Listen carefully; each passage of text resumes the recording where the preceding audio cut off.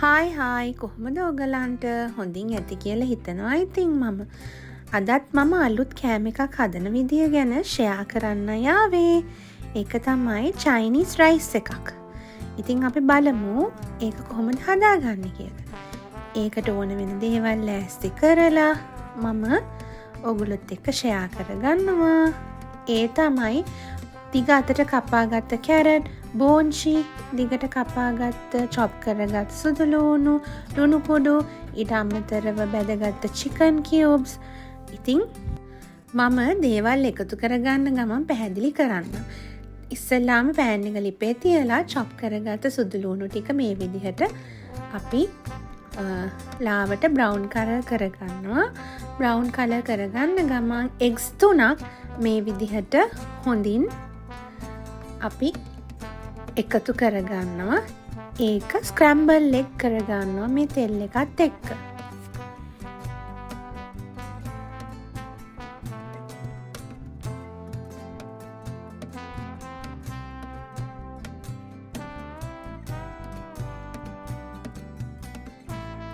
ඊට පස්සේ මේ විදිහට හොඳින් එකතු කරගත්ත එග් එක හොඳින් අපි සුදුලූණු එකත් එක්ක කුක් කරගෙන කෑලි වලට අපි මේ ස්පැචුලා එකෙන් කඩා ගන්නවා.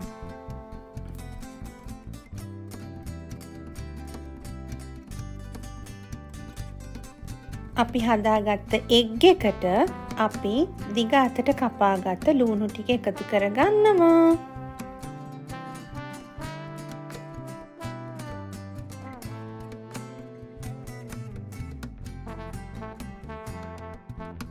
ටික වෙලාවක් ගියාට පස්සේ අපි මේ විදිහට දිගට කපාගත්ත කැරට් අලෙත් එකතු කරනවා.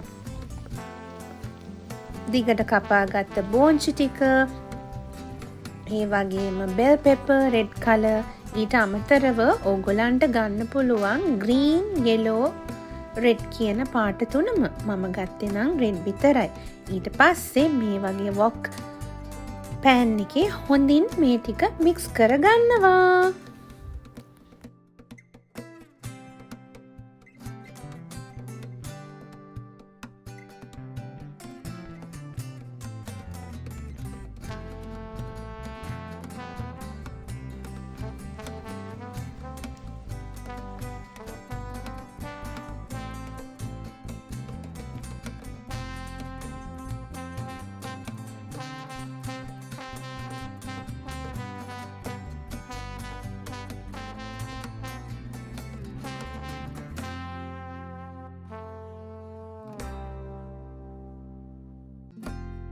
මම හැමදාමත් ෂෙයා කරලා තියෙනවා වගේ කැරට් බෝන්චි කියන එළවලු වර්ග දෙක පොඩි වෙලාවක් යනවා කුක් වෙන්න. ඒ වගේම මම මේක චුට්ටක් මහතට කපාගෙන තියෙන නිසා පෙනුමට මේක ටික වෙලාවක් ඕමනාවෙන්ම කුක් කරගත්තා. ඊට පස්සේ මම බාස්මති බත් එකක් කලින් හොඳට උයාගෙන නිවලා තිබ්බේ. ඉතින් ඒ බත් එකත් මම මේ එළවලු මික්ස් එකට මික්ස් කරගෙන හොඳින්ම කලවම් කරගන්නවා. කොහොමත් චයිනීස් ෆුඩ් වල එළවලු කපලා තියෙන චුට්ටක් ලොකුවටනේ. ඕගලන් රෙස්ටෝරන්ට් වලත් ගියාම දැකලා ඇතිනේ. ඉතින් ඒ වගේම බත් එකක් තමයි මේක. හරි ඉක්මනින් පහසුවෙන් ගෙදර තියෙන දේවල් වලින් ඕගලන්ට හදා ගන්න පුළුවන්. ඒ වගේම හරිම රහයි. ගොඩක් ඉන්ග්‍රීඩියන්ට්ස් මේකට ඕන වෙන්නේ නැහැ. ඉතින් මේ විදිහට හොඳින් කලවම් කරගෙන අවශ්‍ය ප්‍රමාණයට ලුණු ස්වල්පයක් එකතු කරගන්නවා. ඒ වගේම අමතක කරන්න එපා. මේ ඉන්ග්‍රීඩියන්ට් එකේ බේසික්ම ඉන්ග්‍රීඩියන්ට් එක තමයි මේ බත් එක අවසානයේදී සීනි තේ හැන්දක් එකතු කරගන්න. එතකොට තමයි මේ බත් එකේ චයිනීස් රහ එන්නේ. ඉතින් ඒ නිසා මේ විදිහට සීනි හැන්දකුත් එකතු කරගත්තා.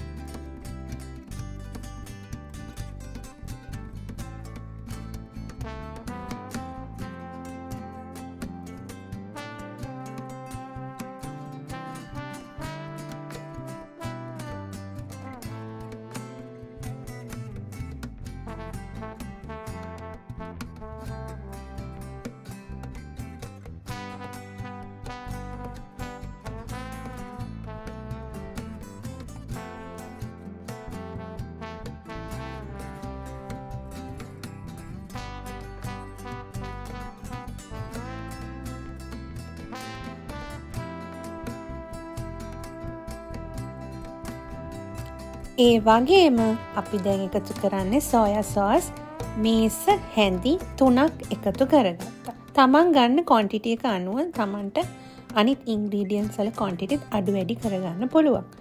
මම කොහොමත් මේ වීඩියෝ එක අවසානයේදී ගත්ත ඉන්ග්‍රීඩියන්ට්ස් ටික ඔයගොල්ලොත් එක්ක ෂෙයා කරනවා. ඉතින් මේ විදිහට මේ ඔක්කොම අමුද්‍රව්‍ය හොඳින් කලවම් කරගන්න.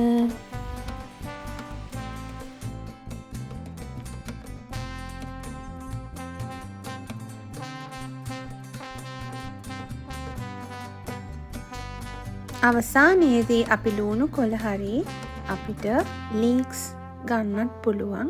රවුමට කපාගෙන අපි බත් එක මේ විදිහට ලස්සනට ගානිෂ් කරගන්නවා.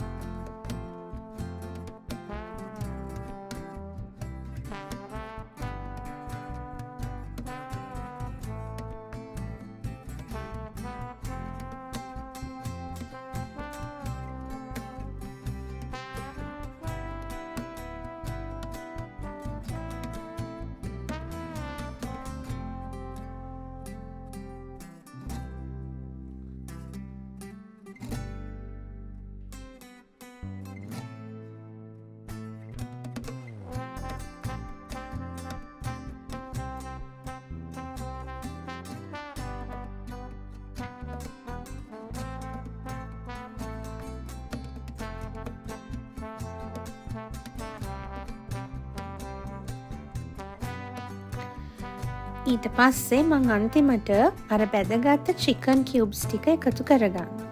මම චිකන් කියුබ් වලට ගත්තේ චිකන් බ්‍රෙස්ට් එකක්. කොටුවට කපාගෙන ඒක මෙරිනේට් කරගත්තේ ලුණු ස්වල්පයක්, ගම්මිරිස් කුඩු ස්වල්පයක්, මිරිස් කුඩු, ඊට අමතරව දෙහි ඇඹුල් ස්වල්පයක් එකතු කරලා හොඳින් මික්ස් කරලා මම ඒක ෆ්‍රිජ් එකේ තිබ්බා පැය 2-3ක්. ඒක එහෙම බැද්දාම හරිම රහයි. ඊට අමතරව කෝන් පිටි හැන්දක්. ඒ ටික දාලා හොඳට මික්ස් කරලා බැදගෙන මේ බත් එක උඩින් දාගත්තා. ඉතින් මාව බලන් හිටියට thank you.